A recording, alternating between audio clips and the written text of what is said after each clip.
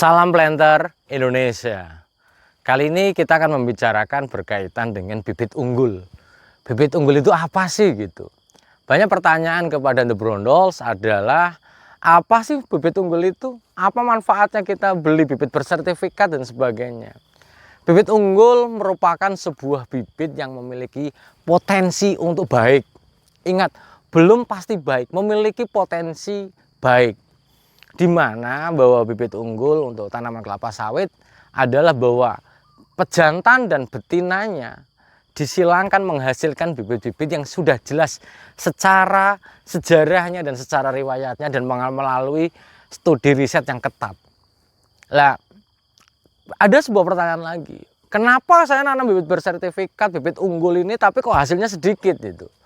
Yang perlu kita pahami dulu di dalam mekanisme menanam kelapa sawit di sebuah perkebunan baik perusahaan maupun pribadi adalah faktor menunjang produksi.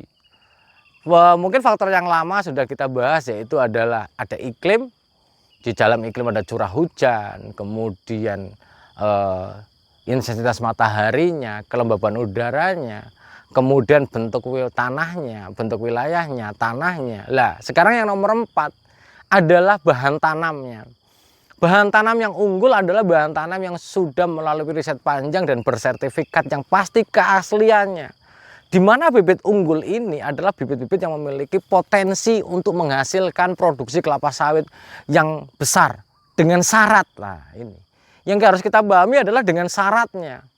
Contohnya saya berada di belakang saya adalah DP Sain ya, Kalabar ini. Lah jadi bibit unggul ini adalah bukan yang mungkin di dalam sekelompok para petani yang namanya bibit unggul itu adalah bibit yang ditanam pasti baik. Belum tentu. Karena di dalam kebaikan sebuah tanaman, kebaikan produksi, itu masih ada faktor X yang banyak. Contohnya, apakah dia dipupuk atau enggak. Karena bahwa bibit unggul adalah bibit yang memiliki potensi produksi yang bagus, namun membutuhkan asupan hara yang besar. Karena tidak ada misalnya TBS ini kita panen, kita kirim ke pabrik, kemudian nggak usah dipupuk lagi tetap besar, itu nggak ada. Maka kalau misalnya bibit unggul kita tanam, maka asupan gizinya itu besar. Karena bahwa keinginan kita untuk memanen juga tinggi, mau berharap dipanen juga tinggi, maka asupan haranya juga tinggi. Tidak ada sebuah tanaman pun di dunia ini yang misalnya kita tanam, hasilnya kita ambil terus, tetap gede terus, itu nggak ada. Karena faktor unsur hara di dalam tanah itu terbatas. Tidak ada kita misalnya menanam sekali, kemudian panen berkali-kali tanpa pupuk, itu nggak mungkin ada.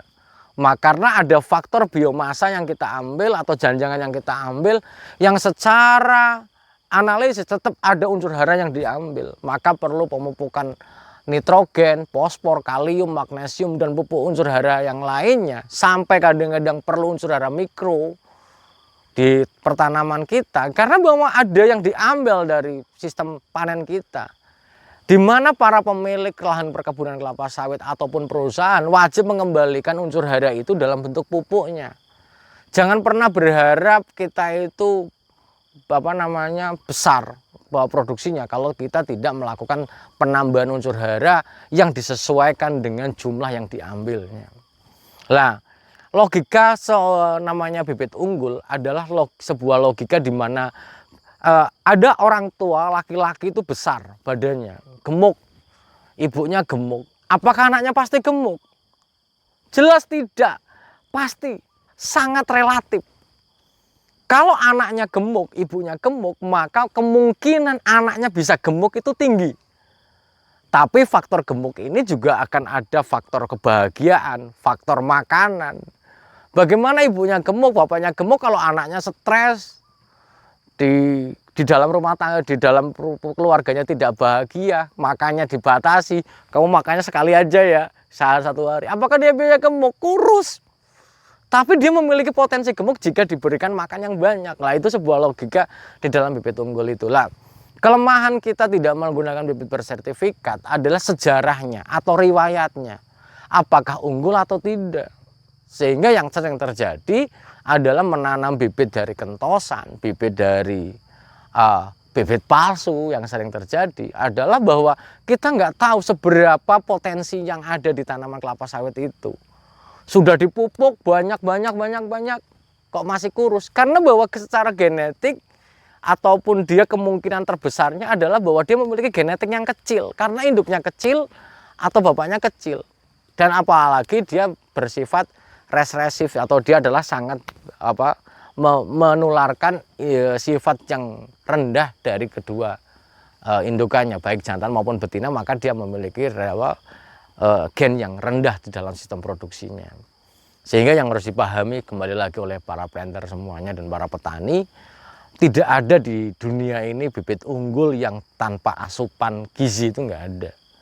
Karena sebuah logika tadi anak bahwa jumlah yang diambil dalam panen harus dikembalikan lagi ke dalam tanaman kita untuk bisa menghasilkan seperti dulu atau lebih tinggi lagi. Apalagi seiring umurnya tanaman bibit unggul, maka pemberian asupan gizinya juga semakin besar karena produksi semakin lama semakin naik. Adalah sebuah logika dasar di dalam sistem produksinya. Mungkin itu saja yang dapat saya sampaikan di dalam uraian bibit unggul. Ingat, jangan pernah bergambling atau kita berjudi atau pohon kita cuma main-main di dalam sistem tanaman kelapa sawit kita.